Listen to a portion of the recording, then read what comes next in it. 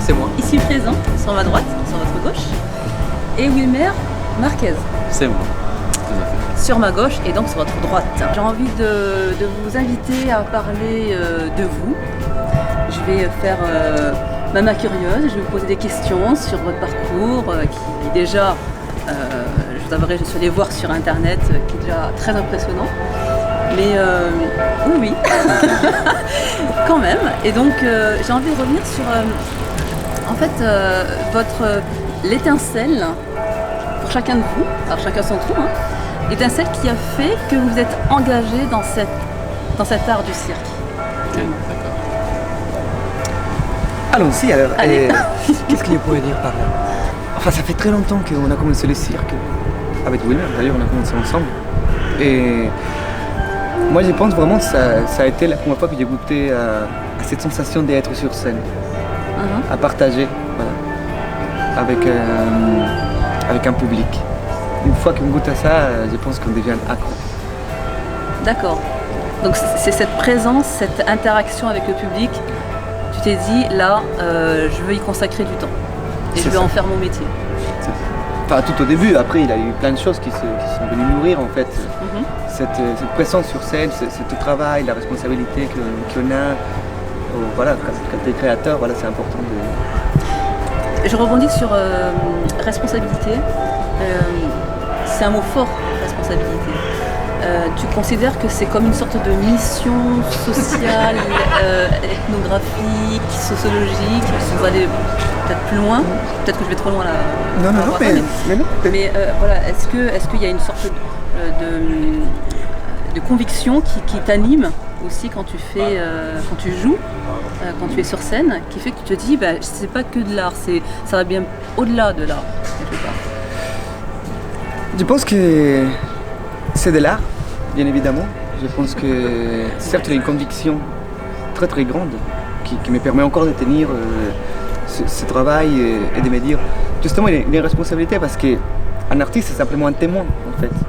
Et à travers sa sensibilité, il va réinterpréter, il va partager, il va dénoncer, faire. Et donc, ouais, c'est un truc qui se renouvelle en permanence, en fait. Forcément, d'autant plus quand tu es en duo avec un autre artiste pour alimenter justement cette réflexion sur l'art et tout ce qui s'ensuit. Donc du coup, merci beaucoup. Du coup, alors quelle est cette étincelle chez toi? Après, ça s'est passé tellement il y a longtemps que je pense que c'est ça. En fait, c'est l'effet qui s'est passé à ce moment-là. Je me suis pas dit, je vais faire de ça ma vie. C'est juste passé, c'est venu, c'est arrivé. Depuis tout petit, j'aimais bien les sports, notamment la gymnastique et l'acrobatie. Et puis, petit à petit, on a commencé à jouer avec des objets, des massues, des balles, à faire du jonglage, à rentrer dans ces mondes du cirque. Et c'est fait tellement simplement que quand on s'est rendu compte, on était attrapé. En tout cas, moi, j'étais attrapé dedans et je ne pouvais plus sortir. Et c'était pas un choix. Et je me suis jamais dit, ah tiens, je vais faire de ça mon métier ou ma vie. C'était à fur et à mesure. On a commencé genre quand j'avais 14 ans et à 16, on travaillait dans des spectacles, dans des événementiels, dans des choses. Et là, tu t'es dit, ok, donc là j'ai une responsabilité avec mon travail, avec la prise en charge de mon corps. Il faut que je m'engage un peu plus parce que là, c'est pas juste les petits spectacles que tu fais à l'école ou des petites choses qui arrivent. Là, tu as une responsabilité envers ton patron à ce temps-là, à ce moment-là. Et puis après, tu commences à créer, à proposer des choses. Et tu commences à éprouver la liberté qui est le cirque. Et là, tu t'es dit, ok, c'est bon. Parce qu'avant de vraiment décider de faire que du cirque, on a quand même tenté de faire la fac des sports, on a fait d'autres choses. Et il y a eu un moment où on s'est dit non, c'est bon. Ok, c'était bien d'essayer, il fallait l'essayer, il fallait l'essayer. Mais non, en fait non. Là on peut dire qu'au moment qu'on a décidé vraiment, là on fait notre vie, on fait du cirque notre vie, c'était quand on avait 19 ou 20 ans. Nous on avait créé une espèce de groupe où on s'entraînait tous les jours. comme ça, avec plaisir, juste pour nous, quoi. On avait une date spéciale au collège. Donc les profs, ils nous disaient, parce qu'à chaque fois ça revenait sur nous, ça tombait sur nous, est-ce que vous pouvez faire quelque chose pour tel jour ou tel jour? Et on s'est trouvé avec ses potes, on disait ouais, on prépare une choré salsa, une choré cumbia, une choré machin. Et petit à petit, c'est devenu un groupe. D'accord. Et donc c'est de là que ça vient les mots nucléo, parce que le nucléo, en espagnol, c'est le noyau. Et avec Edouard, on était les noyaux de plusieurs groupes. Entre 10 et 14 chansons. On avait fait dans un groupe de danse, après dans un autre groupe de cirque, d'acrobatie, etc. Donc il y a eu un moment où quelqu'un nous invite à jouer un numéro dans un cabaret improvisé. D'accord. Et cette personne-là, elle nous dit quel nom vous voulez. Il y a quelqu'un d'autre qui dit le nucléo, parce que c'est un peu le nucléo de ça. Et ouais, ok, mais comme ça. Et puis après, en deuxième, il ne nous a même pas posé la question, on était le nucléo. C'est devenu le nucléo sans comme une évidence, quoi, en fait. Ouais, mais à cette époque-là, on n'était pas une compagnie. On était nous deux, le nucléo, mais on faisait partie déjà des compagnies. J'ai envie de faire un aparté aussi en disant à notre public, à ceux qui nous écoutent et nous regardent, vous voyez que parfois des projets naissent de simples initiatives personnelles qui après grandissent, grossissent en fonction des opportunités de la vie, des rencontres et de l'énergie que vous proposez aux autres. Je dis ça parce qu'il est important aussi d'insuffler du dynamisme, de l'envie. Les jeunes surtout doivent sentir qu'il ne faut pas qu'ils attendent des institutions comme mais ça c'est carrément ça et c'est même pas des opportunités. Vous devez prendre votre vie en main. Et des fois c'est même pas des opportunités, les opportunités on les crée. Complètement. Il ne faut pas attendre que les opportunités arrivent. Il y a un mot en espagnol, je ne sais pas si en français ça existe, mais on dit que les opportunités sont pour les hommes préparés, pour les hommes qui sont prêts. Parce qu'elles passent. Et si elles ne vont pas, on ne les prend pas. Donc il faut juste être ouvert, être là et être ouvert vraiment à prendre toutes les opportunités. Donc prendre les opportunités et on crée. Et justement, il me semble que la pédagogie, c'est quelque chose qui est très important pour vous. D'ailleurs, c'est votre cœur, on va dire votre cœur de projet, si j'ai bien compris. D'ailleurs, c'est la création Kiensoy. Kiensoy, ouais. Kiensoy, qui constitue justement ce cœur de projet pédagogique. Comment dire un peu plus? C'est-à-dire que pour nous, c'est super important la transmission. C'est-à-dire nous, on a appris et nous, depuis le début, on a enseigné aussi. Donc c'est devenu vraiment quelque chose qui nous intéresse énormément. Et on essaye toujours autour des projets de faire des classes, de rencontrer des gens, de faire des ateliers. D'accord. Et donc ce qui s'est passé avec Kiensoy, c'est qu'on a créé, on avait plusieurs partenaires en fait. Et à chaque fois qu'on allait répéter chez les partenaires, on essayait de faire des cours autour. Donc Kiensoy n'est pas un produit de la pédagogie, mais il s'est créé pendant que nous on faisait de la pédagogie aussi en même temps. Parce que c'était important que les gens nous rencontrent, qu'ils viennent, qu'ils regardent, répètent, qu'ils se rendent compte en fait après nous, parce qu'on a un parcours assez particulier, passons par la Colombie, tout ça, et nous on a, parce qu'on dit, ce qui est très bien aussi, nous on a un peu décidé de prendre la vie, c'est la corquée à plein dedans. Et donc c'est intéressant que les gens viennent nous voir et puis qu'on puisse en discuter simplement de tout ça et leur apprendre en fait, d'une façon simple, comment on peut utiliser son corps, comment on peut être actif et retrouver de la vitalité, être souple, de toute façon c'est la machine quoi, donc il faut l'entretenir. Ah bah oui. Donc et ne pas seulement le côté physique, mais aussi les valeurs qu'on essaye de mobiliser en fait avec notre travail. Donc quand on travaille avec des enfants et tout ça, c'est ça qui est important. Parce que le cirque, il va nourrir sur des valeurs, le partage, la confiance, et pas peur de la différence. Le dépassement de soi aussi. Le dépassement de soi, le travail en groupe, individuel et en groupe. Donc voilà, c'est ça les corps de nos projets pédagogiques. C'est parfait. Et j'ai envie de vous dire, sincèrement, ne changez rien et continuez à le transmettre. J'ai vu aussi que vous étiez invité à intervenir pour la comédie Worm. En tout cas, vous êtes associé à la comédie Worm? Non, en fait, on est artiste associé au CDN des Hautes-Normandie, donc c'est un centre dramatique national, ce qui est rare pour une compagnie de cirque. Félicitations. C'est surtout des compagnies de théâtre. Et avec les directeurs de cette structure, nous invitent à jouer dans ces spectacles. Donc on a participé en tant que comédien et interprète sur Roméo et Juliette, un spectacle qui a tourné pendant presque 12 ans. On a fait un autre spectacle où on n'était pas qu'interprète, mais on était aussi assistante à la mise en scène avec ce monsieur qui s'appelle David Bobet. Il nous a beaucoup aidé, il nous a beaucoup accompagné, mais soutenu, conseillé. Qui nous a... Ah oui. Ouais, c'est une sorte de mentor, enfin une sorte de personnage clé dans votre développement. C'est un jeune directeur super dynamique qui a trouvé en nous aussi ce dynamisme qui le pousse aussi à nous accompagner, à nous dire les gars, vous savez l'énergie, il faut faire des choses. Donc on a fait comme Wilmer dit Roméo et Juliette, Dios Provera. Donc Wilmer et moi on était assistante à la mise en scène avec une troupe de Colombiens, qui c'est la troupe avec laquelle nous on a commencé en Colombie, compagnie qui s'appelle La Gata. Ouais, parce que du coup on a invité David en Colombie, il a rencontré la compagnie. D'accord. Et Wilmer et moi on savait très bien ce qu'on était en train de faire. On savait qu'on allait faire quelque chose. On a kidnappé presque qu'il vienne avec nous. Et rencontre cette compagnie. On ira l'interviewer aussi, cet homme. Ouais, carrément, c'est un homme passionnant. Et puis, Worm, c'est une création qu'il lui a fait en 2005 peut-être. Oui, par là, en 2008. 2008, ouais, avec la compagnie Un loup pour l'homme, que c'est deux acrobates aussi, deux garçons. Mais ça n'a pas beaucoup tourné, et en plus eux ils avaient leur compagnie, donc ils tournaient énormément. Donc il nous a proposé de reprendre le spectacle à Wilmer et moi. Et ça s'appelle Worm, c'est une performance sous la chaleur. On a fait avec lui 3 spectacles, mais je pense que ça ne sera pas que 3 spectacles, on en fera plus. Mais ce que je voulais dire, c'est qu'il nous a beaucoup accompagnés et apporté. Dans la formation, pour nous, c'était presque la continuité de notre formation, parce qu'on a fait l'école à Châlons, en Champagne, donc le Centre national des arts du cirque.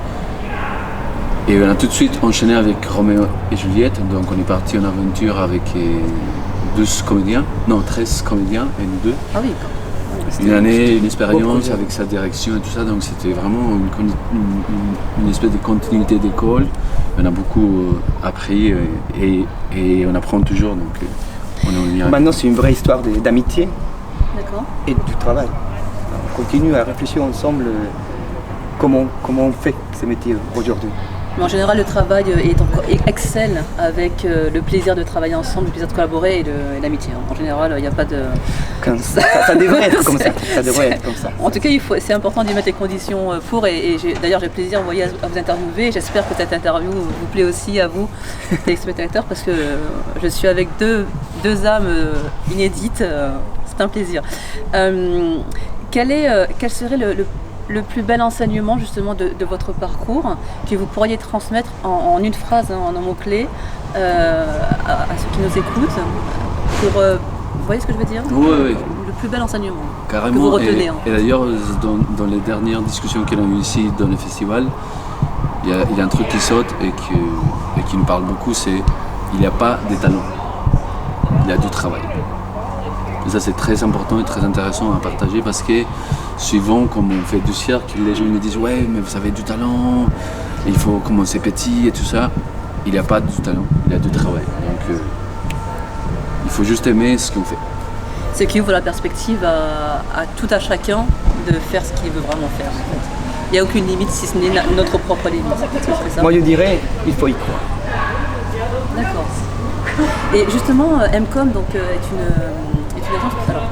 une agence de communication qui se base sur l'étude et la valorisation des différences culturelles. Et avec vous, alors je suis très très bien entourée puisque vous avez déjà, de par vos origines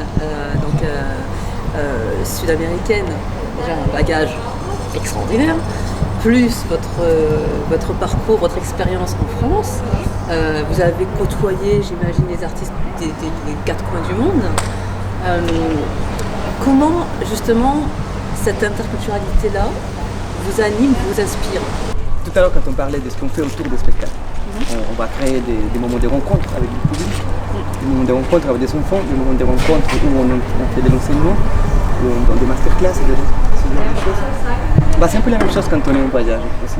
On essaie de créer des ateliers, des rencontres, parce que c'est super important de rencontrer son public, d'être plus près de lui. Nous, on essaie à chaque fois qu'on joue, avoir, voilà, ne pas seulement le spectacle à faire, mais aussi aller voir des gens, sortir un petit peu le théâtre et le cirque des salles, dans la rue, aller à la rencontre du public. Et comme tu l'as dit, ouais, on a, je sais pas, je pense qu'on a 40 pays dans les pattes. Et à chaque fois, ça a été évidemment super enrichissant parce que voilà, tu te rends compte de la nature humaine, des valeurs qui nous sont communes. Et justement, ce truc, on est tous des êtres humains, on est tous intéressants. Il y a quelque chose à partager là-dedans. Et c'est pas la simplicité et avoir plaisir à rencontrer des gens, à rencontrer des cultures différentes, à goûter des plats différents, à parler de tout, quoi. Ben oui, d'approche. Voilà, et ça, aussi, évidemment, ça va nourrir nos projets. Parce que, comme tu le dis, nous sommes des Colombiens qui habitent en Europe et qui passent leur temps à voyager dans le monde. Donc évidemment, tout ça va nourrir le projet. Parce que nous, comme on disait tout à l'heure, on est simplement des témoins de la société de cette époque, donc on va en parler de ça.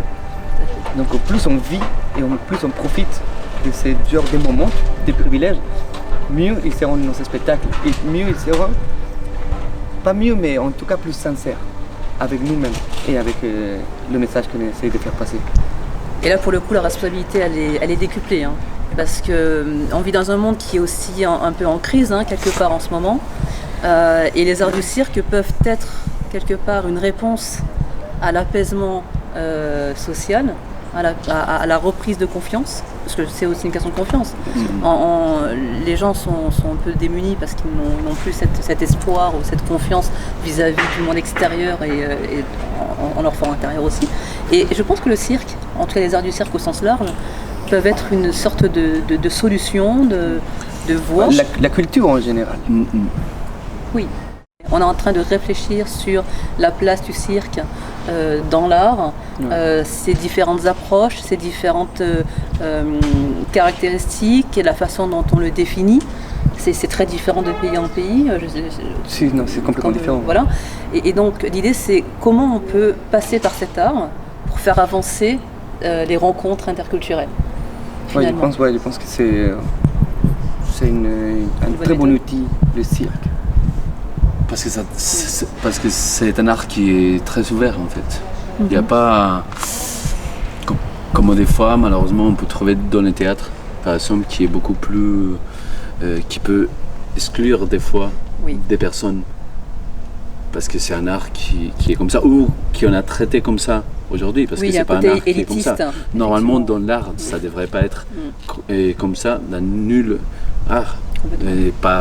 Mais quand même la musique classique a son public, et le théâtre a son public, la danse contemporaine a son public.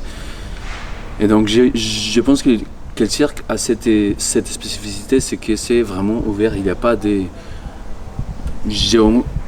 En tout cas j'ai la sensation que c'est vraiment un mélange de toutes les personnes, c'est l'humain qui compte, c'est pas la couleur, c'est pas la religion, et peut-être ça on peut les prendre comme un outil. Et d'ailleurs il y a beaucoup des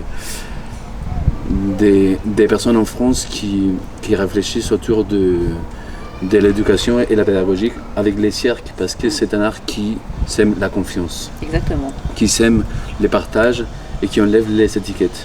Donc ils ont compris ça, ils commencent à développer ça dans des collèges. Donc on nous invite beaucoup à donner des stages dans des collèges, parce que, pas pour apprendre aux gens à faire de l'acrobatie, parce que ça c'est juste l'excuse, mais apprendre la confiance, à se toucher, à être prêt sans s'agresser. Donc c'est le cirque, c'est peut-être là, on trouve vraiment, c'est pas une solution, c'est un outil. Une piste, en tout cas une piste pour engager un autre dialogue. Un dialogue de qu'est-ce que c'est que de vivre ensemble aujourd'hui. Exactement. Qu'est-ce que c'est que de partager le monde et tout ce qui nous est commun en fait. Donner cette valeur, la valeur réelle à la vie. Celle du partage, c'est de la simplicité, c'est de l'amour finalement. Alors là, si on peut pas terminer avec ce mot amour, si c'est pas magnifique, c'est parfait. Moi, ça me va. Moi, ça me va très bien aussi. Voilà, donc je vais pas dire peace and love, mais presque. Merci beaucoup, énormément, infiniment à Edouard Merci à toi. et Wilmer pour leurs interventions, pour leur touche. Nous espérons que vous avez passé un bon moment de compagnie. Merci encore à Guintare. MCOM va poursuivre ces interviews. On va vous envoyer de belles images, bien sûr des shows, notamment de LPO et d'autres artistes. Suivez-nous sur notre page Facebook, Agence MCOM Interculturelle. Nous avons aussi une chaîne YouTube, MCOM. Et bientôt, on va vous programmer d'autres surprises. Mais en tout cas, merci encore à vous aussi. Merci à toi et merci à vous. À bientôt.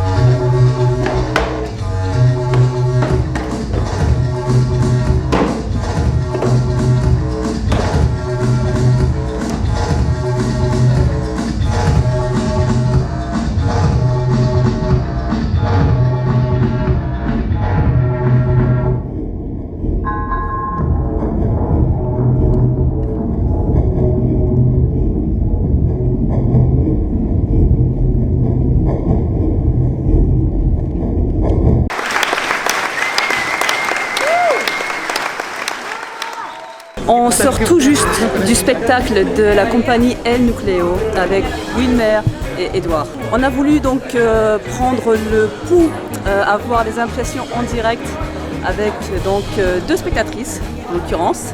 Je vais vous laisser vous présenter. My name is Irina and My name is Gerda. we are just after amazing show, really Performance, mesmerized. I came here with a really bad mood. I was after work and I sit down here. I said, "Oh my God, how to not fall asleep?" Because I wake up really early. And right now, I feel so much hype after this performance. I can't stop smiling. It was amazing, totally amazing. Stay like this. It's perfect for them. It's perfect. You know, they are very good artists. Yeah, of And course. Oh my God. we are lucky because an interview will be done, okay, with them, and it was. They are so good spirit, you know. Exactly. Yes, and energy. vibe and They work a energy. lot for this. Yeah. Really. We have seen, we have felt, really. Yeah, good energy. Okay, you come from Lithuania? Yes, Vilnius. Yes, from Vilnius. Nous avons en plus des gens qui viennent d'ici, du local. Just one word. Yeah. I have it already. Magnifique. Voilà, j'aurais pas dit mieux. Perfect. Fascinating, that's for sure. Merci. Thanks a lot. Merci. Thank you. Have a great evening. Thank you. On a voulu donc saisir des impressions en live et nous avons donc aujourd'hui, ce soir, en exclusivité, Hugo, ici présent, Merci. et Louis. Bonsoir. Bonsoir. Voilà. On va parler français avec Hugo. And we are going to talk in English with Louis. Voilà. So, Discussion. Hugo, Oui, dis-moi. on commence avec toi. D'accord. Juste rapidement, d'où tu viens? Je viens Rapidement. D'accord. Je viens de la Colombie, mais j'habite ici, à Lituanie, à Vilnius. En plus, parfait. Alors vous voyez, en termes d'interculturalité, puisque notre spécialité pour la chanson MCOM, c'est l'interculturalité, je crois qu'on est vraiment au cœur du sujet là. Parfait. Donc tu as vu le spectacle Oui, tout à d'Edouard et de Wilmer. J'ai vu les spectacles. Tes premières impressions? Mon impression pour le spectacle, mais je suis très ému parce que j'ai rencontré ces garçons à la Colombie avant de nous rencontrer ici. Et c'est très bien de voir l'évolution du travail qu'eux ils font. Alors pour moi c'est très très très spécial de les voir aujourd'hui dans cette nuit. Et je pense que le spectacle, il y a quelque chose qui te donne envie de faire de l'art, de faire. Tu vois l'amour là-bas, tu vois la poésie, tu vois un travail professionnel, vraiment, un travail qui te donne envie de faire, qui te donne envie de sortir dans la vie et faire beaucoup de choses plus. C'est très très très spécial pour moi voir ce spectacle cette nuit. Et justement, toi qui es colombien, eux viennent de Colombie justement. Oui. La différence entre toi qui viens de Colombie, où elle serait par rapport à quelqu'un qui justement n'a pas cette connexion avec la Colombie, tu vois? Par rapport à quelqu'un d'autre qui serait français, toi en tant que Colombien, tu as peut-être une connexion particulière avec ce spectacle. Oui, aussi. Tout à fait. Je pense qu'il y a quelque chose qui c'est très colombien dans le spectacle. Il y a quelques images, il y a quelques moments dans le spectacle que tu peux voir le contexte colombien, la société colombienne. Je pense qu'eux aussi, dans le moment qu'ils jouent dans cette pièce, parler de soi-même, de son cité, de la vie à Bogotá, parce qu'eux sont de Bogotá. So, je vois dans quelques moments sa vie, que c'est pas facile à la Colombie, que c'est pas facile à Bogotá. Tu peux regarder ça, mais tu peux voir ces moments quotidiens, ces moments quand il joue dans la table, c'est comme quand il se bat à un moment donné, quand il est torse nu, voilà. Et qu'à un moment donné, il y a une sorte de violence qu'il exprime à travers la danse, justement. Voilà. Aussi. Il y a ces images là dans les scènes et sont autour. Il peut regarder toute la cité. Il peut regarder la cité et dans cette image et dans ce moment il y a la violence. Et c'est aussi les travailleurs dans les bâtiments.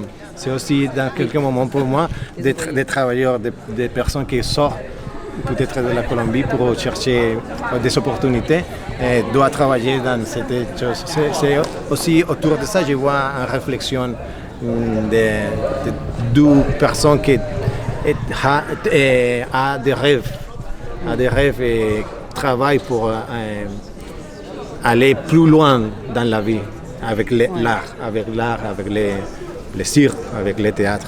C'est très très spécial, très très poétique.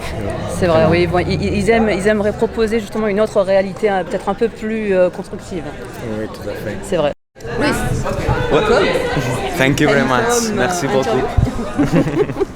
So you have seen also this performance. Yeah. One word to qualify this performance for you. One word.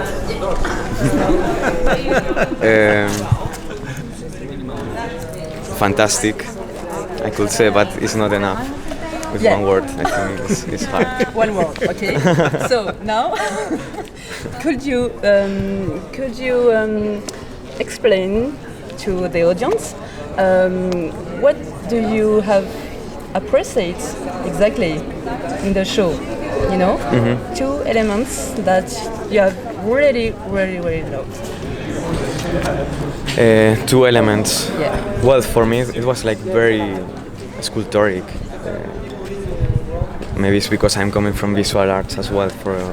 So for me, it was the first element that it was really touching, and the connection with the sound as well, with every sound, how things were moving, and the connection when it was dark and the sound changed and everything was so connected. I really enjoyed this with sounds and visuals. It was awesome. You're right. There is a really good work about light, sound. It's very strong. Where do you come from exactly, Luis? Spain. I'm from Spain. Yeah, I'm from Valladolid. It's a city near Madrid. Oh, in the center. Yeah, of the central country. north. Yeah. Okay, and you are artist. You are I'm visual artist, I'm video director as well. Video director. Yeah, Oh, great. no pressure. So you are a master of picture. Well, I'm teaching as well You try. photography in university, but I don't know if I'm a master. Okay. And you are here with us at Vilnius just for this festival, or I live You in have- Vilnius. Yeah? Yeah, it's already 2 years I'm here. 2 years? Yeah, but it's the second time I come to the festival. And for you, you have noticed an evolution?